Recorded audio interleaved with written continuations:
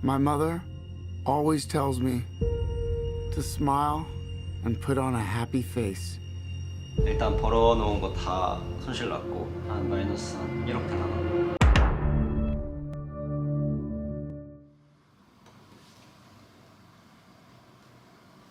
안녕하세요. 안녕 못해요. 안녕 못해요. 오늘은 어떠셨어요? 오늘 계좌가 많이 안 좋아졌어요. 아 진짜요? 일단 벌어놓은 거 다 손실 났고 한 마이너스 한 1억 되나? 마이너스 1억이요? 포트폴리오가 많이 빠지네. 그렇지. 며칠 전에 딱 이제 철강주들을 매수했는데 어제 기준으로 이제 철광석 가격이 폭락했어. 아 갑자기? 그래 갑자기 오늘부터 주가에 반영이 되는 거지. 그걸 생각 못한 건 아니지만 어떻게 사자마자 이틀 뒤에 그런 일이 생기나? 근데 내가 가격대를 조금 많이 높게 잡긴 했어. 결과적으로 나는 어쨌든 포트폴리오의 그 밸런싱을 위해서 편입한 거기 때문에 지금 성장주에 대한 어떻게 보면 반대되는 가치주를 지금 포트폴리오에 필요하다고 생각 들어서 잡아둔 건데 그거에 대해서는 뭐 문제가 없다. 이건 돈을 뭐 벌고 잃고의 문제가 아니라 내가 사는 맥락이 합리적이고 내가 납득이 된다 그러면 그거는 결과적으로 옳은 투자.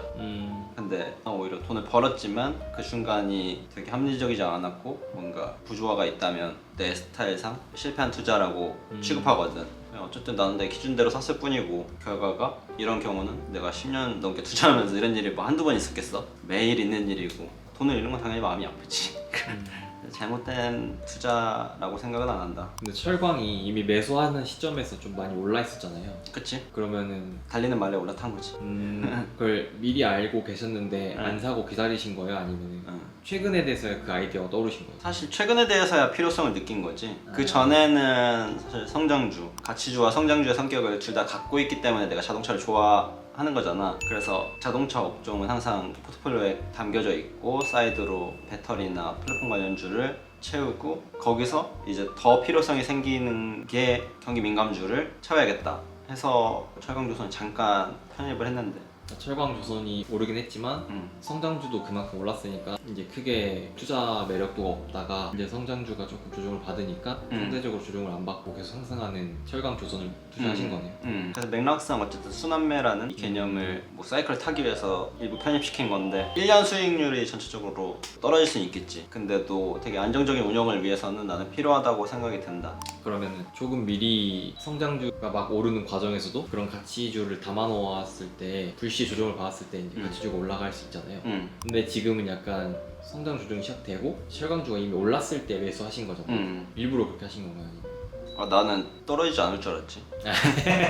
계속 그냥 그 외줄타기 하듯이 이 사이클을 계속 그냥 타고 갈 줄 알았지. 내가 조금 너무 이른 생각인가 싶기도 하고 어떻게 보면 틀렸을 수도 있을 거고. 근데 어쨌든 주도주는 변함이 없어. 이 시장 지금 앞으로 1, 2년 상승세일지 모르겠지만 만약에 상승세라고 한다 그러면 주도주는 무조건 성장주다. 왜냐면 이익 모멘텀과 펀더멘탈이 가장 급격하게 성장하고 있기 때문에 주도주가 될 수밖에 없는 환경을 갖고 있잖아. 나머지 경기 민감주들은 실제로 경기 사이클을 타기 때문에 물론 상승장이면 다 같이 올라가지만 확실히 수익률이 극대화되기 위해서는 성장주가 가장 매력적인 모델이지. 다만 하이리스크 하이리턴일 뿐. 그래서 1월에 들어오신 분들은 아마 지금쯤 수익률이 마이너스로 깎였을 것 같아. 뭐 잘하고 있으면 보합 정도. 대부분의 사람들은 벌고 있던 거 다 수익률이 깎이고 마이너스로 전환되는 그 정도 수익률이 될 텐데, 왜냐면 지수가 고점 대비 한 10% 조정을 받았는데 그러면 이제 개별주들은 뭐 20-30% 많게는 40%까지 조정을 받으니까 수익률이 보존되기는 사실 힘든 시장 환경이다. 그럼 오늘 코스피가 마이너스로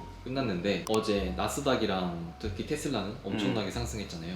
그치, 뭐 20% 가까이 올랐으니까. 네. 근데 왜 대한민국 코스피는 하락으로 마감했을까요? 오전장에서 대부분 테슬라의 상승분을 반영했고, 그래서 뭐 배터리 주식부터 관련해서 성장주들 많이 잡히는 것들은 갭을 높게 시작했어. 그래도 성장주들이 오늘 반등을 하나보다 하고 이제 지켜보고 있었는데, 근데 시작하고 계속 빠지는 거야. 그래서 보니까 미국장이 계속 빠지고 있어가지고 미국 선물이 미국 선물이 이제 빠지고 있어서 쭉 종가까지 약하더라고. 그 와중에서 이제 강했던 거는 조금 조정을 받고 있던 카카오나 네이버가 상승으로 마감했는데, 나머지 배터리 주식들은 뭐 크게 뭐 테슬라 떨어질 때 엄청 많이 떨어진 건 아니니까 그래서 오히려 오를 때도 뭐 크게 연연하지 않더라고. 지금 코스피 움직임을 보면 장 초에 많이 오르면 결국 그만큼 떨어지고 또 반대로 떨어져서 시작하면 다시 그만큼 올라서 계속 고압인 상태로 유지되고 있는 것 같아요. 맞아. 혹시 이런 장에 대해서 이제 경험을 해보신 적 있잖아요. 왜 이런 일이 일어나는 거예요? 그러니까 모든 기대감이 장 초반에 반영되기 때문인 것 같아. 사람들의 모든 감정이 장 초반 시작할 때 반영되잖아. 전날 느꼈던 공포심, 오전 9시에 시작할 때 가격이 반영되는 거지. 그럼 이제 갭을 만들기 시작하는 거지. 그런 얘기 있잖아. 뭐 감정은 수요로 변환되고 수요는 시장에 변화를 준다. 이제 그런 얘기가 있듯이 시장이 막상 열리고 나면 그런 공포심, 기대심들이 생각보다 빠지는 거고. 예를 들면 들고 있는 주식들이 성장주가 많은데 나스닥이 막 3% 빠졌어. 그래서 아침에 무서우니까 빨리 파는 거야. 그러면 코스피 연주 떨어지는데 생각보다 많이 안 떨어져. 그러면 다시 사람들이 사기 시작하고. 그치, 그런 그치. 느낌이네. 어. 그럼 지금은 시장의 유동성도 어느 정도 충분한데 동시에 약간 가격이 전체로 높으니까 조정도 필요하고, 그래서 지금 위아래로 누르는 힘도 있고 맞아. 올리는 힘도 있는 거네. 그래서 사실 제일 힘든 장이긴 해. 이런 장세에서 돈을 잃기 제일 쉬워. 갭을 만들어도 원웨이로 상승시키는 장이 있는 반면 위아래로 계속 왔다 갔다 하면서 이제 말려 죽이는 장이라고 표현하는데 약간 변화구 같네. 진짜 변하고요. 그래서 장이 조금 쉬운 장은 아니다.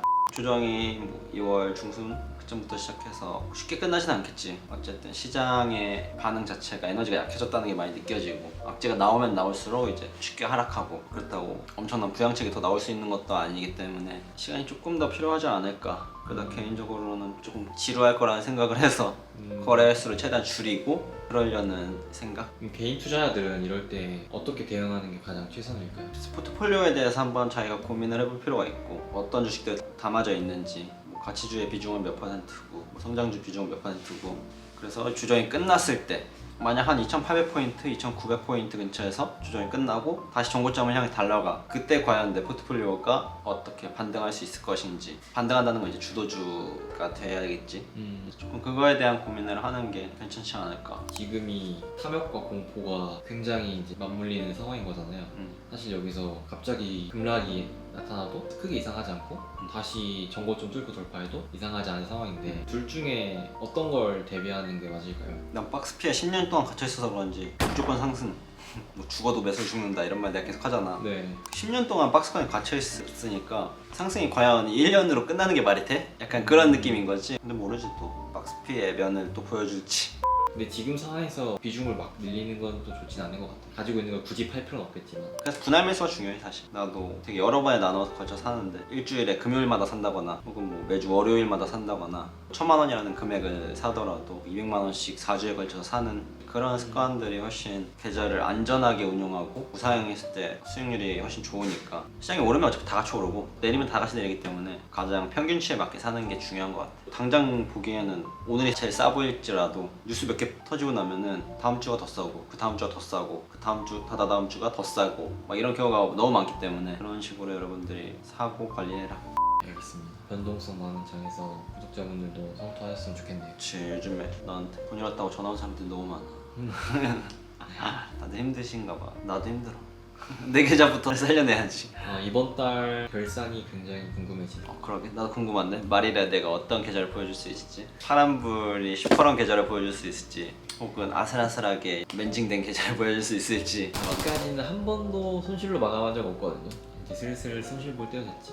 그치, 이제. 알겠습니다. 오늘 또 좋은 말씀 해주셔서 감사합니다. 네, 그러면 여러분들도 성공 투자하시고, 이 조정이 언제까지 갈지 모르겠지만 저도 개인적으로는 조금 지루한 장이 시작될 거라고 3월 초부터 이제 생각을 했는데, 길어질 수도 있지만 잘 대비해야 되는 것 같아요. 인내심을 가지고. 그러면 다음 시간에 저는 뵙겠습니다.